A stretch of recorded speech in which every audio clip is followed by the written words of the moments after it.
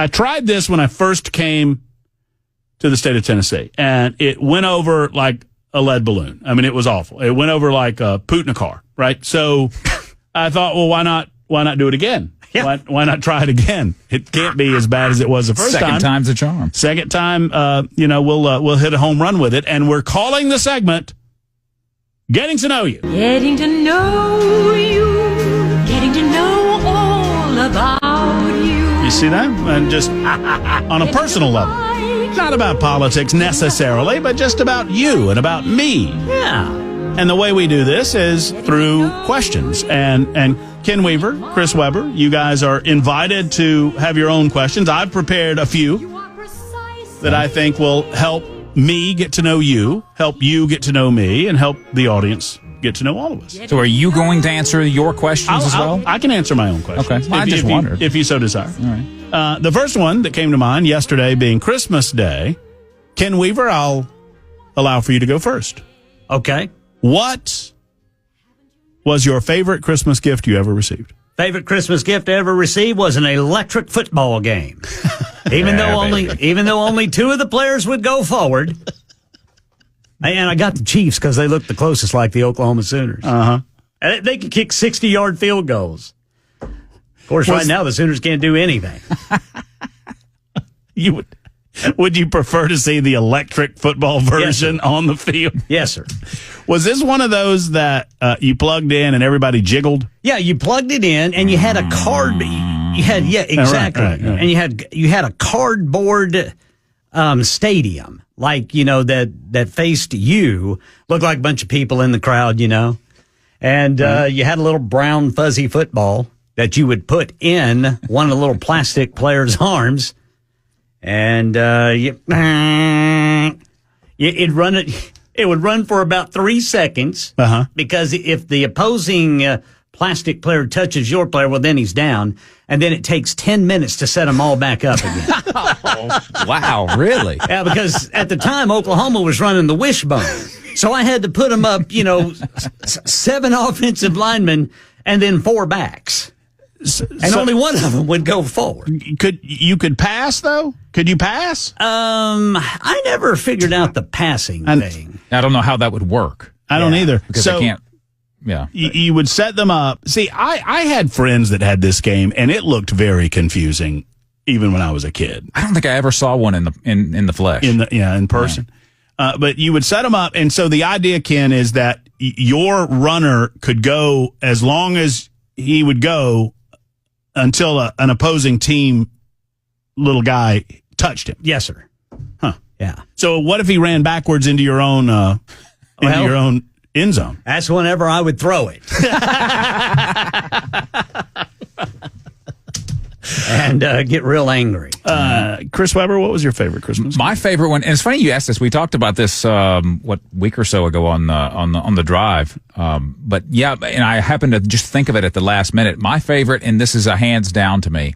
I'd forgotten that I got this, but I got a Sears and Roebuck stereo system, and it was like a double tape deck with a turntable, yes, sir, and a couple of speakers, and then I also got a microphone because I had a microphone jack on it. Yeah. And so I would sit there and I would record music off of the radio. It had a tuner in it as well. I would record songs off the local rock station, and then I would DJ over, the intros and that's so talk cool. about. That's how I spent my time. I loved it. And it kills me because I do not have any of the cassette tapes of me doing it anymore. I probably recorded over them with other stuff when I got into my teen years. But oh, that sounds so cool. But I used to play disc jockey. Oh, yeah. Yeah, I'm sure it's probably got something to do with how I ended up in the job I'm doing right now. Maybe so. I never had the microphone feature, but I remember when you get the double tape deck and you can record off on one, and so you could dub a tape. Yeah. Oh, yeah. And then you could yell at the DJs. You're listening to the radio, waiting. And this is such a dated reference. You're waiting for the song that you want to record on the cassette tape. So you've got it on record and play and on pause. Yep. And you're just waiting on it. And then the stupid disc jockey would talk over the beginning of the song. Yep. Yeah. Yep. I did that a lot. You gotta hit that post, man. And they always talk like this. Oh, yeah. So, I remember be careful what you wish for, Chris, on these tapes, because I have there is a tape in existence. I will not say where it is. It is in a top secret location where I was I got my job at WTHO, WTWA when I was 15. So about 16, 17, when I was starting to date with a fair amount of regularity, I started making mixtapes. But these were professionally done mixtapes because I could go into the prod rooms where they had turntables and I could blend and I would be the DJ. Yeah. And so I would say, oh, that's, whatever it was, Prince or whatever song I was trying to woo a girl with. And now here's, the next thing. And I would bleed right into it. And I found one of those tapes and it is awful. It is so bad. It is so bad. Not only was I not very good at the DJ thing, I was also not very good at wooing women. It just reminded you of your failed attempts, right? Yeah. Here's Louis Jordan, Saturday Night Fish Fry. Enjoy that. I mean, the ladies love that stuff. Yeah. That'll get them. That'll give them. My favorite was my grandpa had me convinced Sean Gill was getting a new motorcycle. And this was like in August or September. And I asked my grandpa, he had an older motorcycle. This is when I was 12 years old. It was a Honda CR80 that he was selling pretty cheap because we weren't, we didn't have any money. And I asked my grandpa and he goes, no, those things will hurt you. You can't have one of those. And he had convinced me that was off limits. Motorcycles were off limits for our family.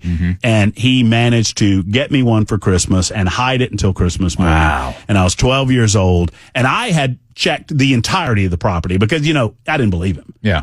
But I had checked it all, and it wasn't on property. In no back shed, in no back room, nowhere was there a motorcycle on property. So I was like, well, I'm not getting a motorcycle. And then there it is, Christmas morning. My grandpa fired it up and rode it from Mr. Ed Neal's shop over to the backyard in Thompson. All right. It was great. Man. Absolutely fabulous. I got teased one time. I don't know how the conversation came up. I don't remember if it was a dirt bike or if it was a four-wheeler. But there was a conversation between my parents at one point about getting me one, and I was present for it. I don't know if I was supposed to be. And then it was shot down. I was crushed. Crushed. That's tough. Yeah. That's a tough one. All right, we're playing a game called Getting to Know You. Oh, we're going to do that again? Yeah. That's the hook. Look at the bit. My question number 2, and then I'll let these two fellas, if they have any questions. My question number 2, well, I have 2 more, actually. I thought about the horror movie. What is the fastest you've ever been in an automobile? Fastest you've ever been in a car? Probably like a 130 something. That's fast. Yeah. That's pretty good. And I was not driving. I was a passenger. And I was probably 13 or 14. There was this guy, and he thought he was an Australian fella. And he had a Camaro. And he wanted to show me what it could do. And he did. I presume. Yeah. On the street? Yes. Obviously? Yes. Okay. Weaver, what about you? I-35. Okay. Just south of Oklahoma City, Oklahoma. Uh-huh. I had a big old car. I don't even know what it was. But it was just a big old boat of a car. And I opened that thing up.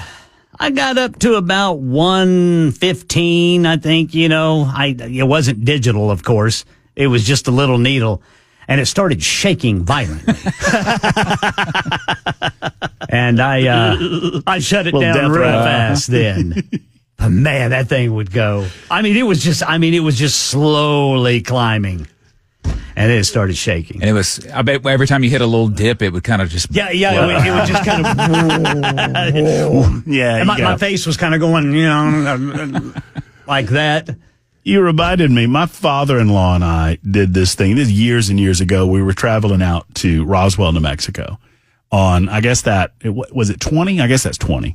And we were in a Pacifica minivan kind of deal. That's a speed demon. And, well, he had a new Garmin. And this is back in the days where you needed a Garmin in your car.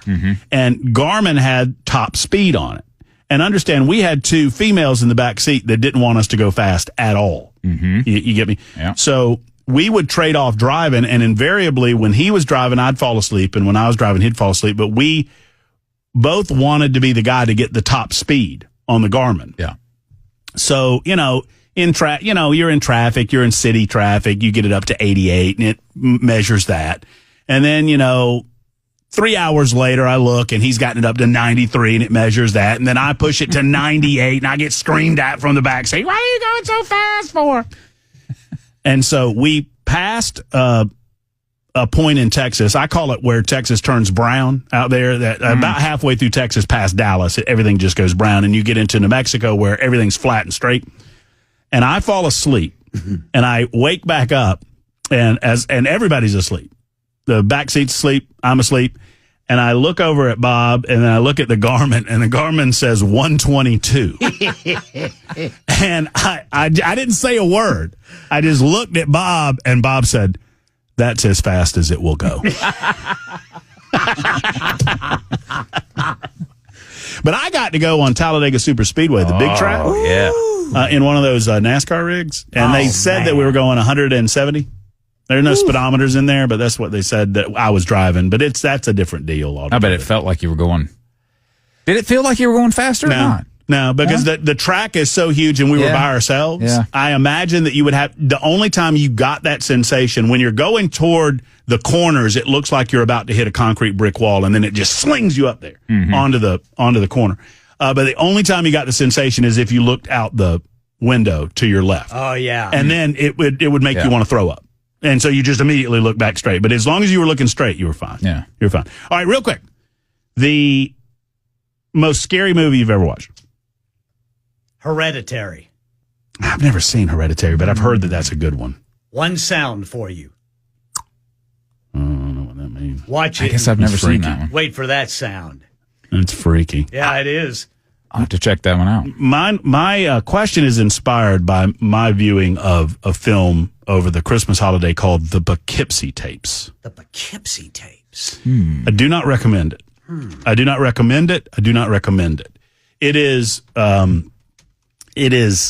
disturbing in concept and in execution. It is about a serial killer that gets away with it, and it's like found footage stuff. No, sir. But it is so realistic in its found footage. I don't know. Halfway through, I'm like, why am I not turning this thing off? And I just sat there and watched the rest of it, and it was very, very disturbing. And I'm thinking, why? This is the grossest, most disturbing thing I've ever seen. Yeah. Well, I'm going to have to watch it now.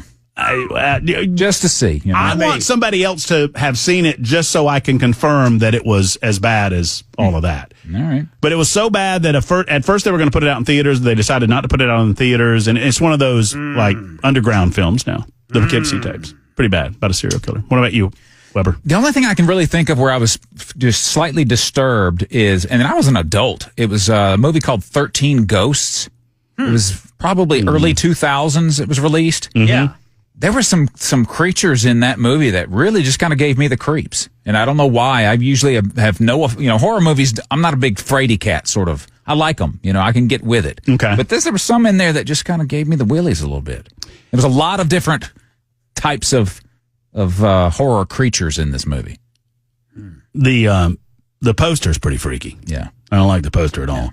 I never liked horror movies when I was younger, and I'm starting to like them more as I get older. Like, I always hated jump scares. I don't mind jump scares so much anymore. Yeah. That kind of psychological stuff, I don't mind so much anymore, and I'm getting into it. But if you're into that kind of thing, watch the Poughkeepsie Tapes and tell me that I'm not crazy. All right. It's pretty up. See, Check it out. I don't like I don't like torture and stuff like that. And see I can't do that. That's what it was. And it's bad. I mean, I'm talking. This is not good horror. This is bad horror. Do not watch it. Do not. I'm telling you, do not unless your name is Chris Webber. Do not under any circumstances watch this film. I do not recommend it, and I don't know why I watched all of it, but I did. So there you go. You lived to tell the tale. I lived to tell it. That's true. And thankfully none of that was true. They presented it like it was true. It's like one of those Blair Witch Project type deals. Yeah. 23 after the hour. That's how we play Getting to Know You. We'll do this a little bit as we get to know the afternoon audience on Super Talk 99.7 WTN.